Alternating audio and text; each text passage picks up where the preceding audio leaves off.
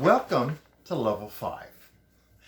Up to this point, we've been looking at the song from two main components. The first being, of course, the rhythm, which is going to drive the song, and also the hoisting, which begins to get the melody and the introduction and the melody of the song there.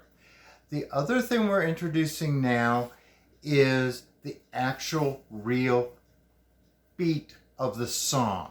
Up to now, we've been looking at it as if it were 8 beats to a measure and the eighth note gets 1 beat.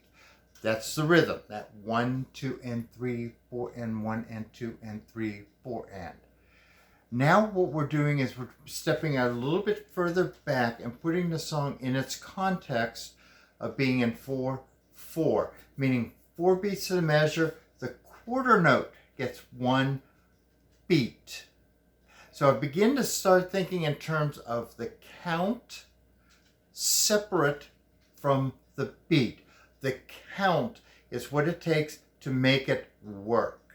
In the case when you're working with the rhythm, the count is at 1, 2, and 3, 4, and 1, and 2, and 3, 4.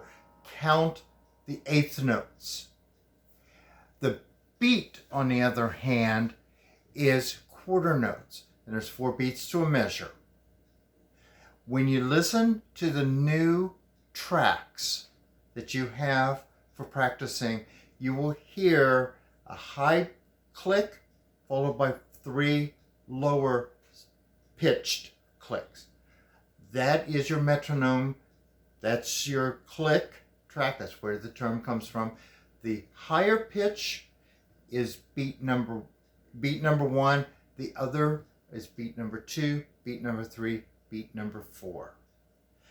And as you get more comfortable with the song, and the song meaning its entirety, you'll start to realize, oh wait, I'm counting one way, and then all of a sudden later on I start counting a different way.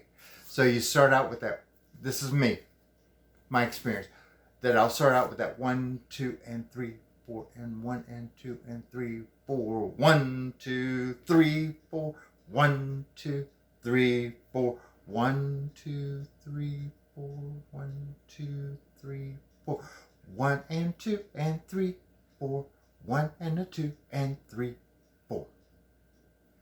That I will actually switch how I count. If I'm playing that rhythm, I will count in eighth notes.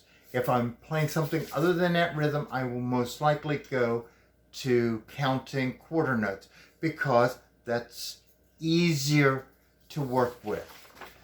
I know for some of you that's a new concept, and it is, but again, if you work with it, you'll get it. So anyway, the downloaded sheet is the first page of the song. So this will get you that feel for how the song starts. In measures 1 and 2, we have the rhythm on 1 bell. Beginning in measure 3, we have our hoisting at 1, 2, 3, 4, 1, 2, 3, 4. And then in measure 5 and measure 6, we hold that note for 8 beats, or 16 counts, but it's for 8 beats. At measure 7, we pick up the melody, which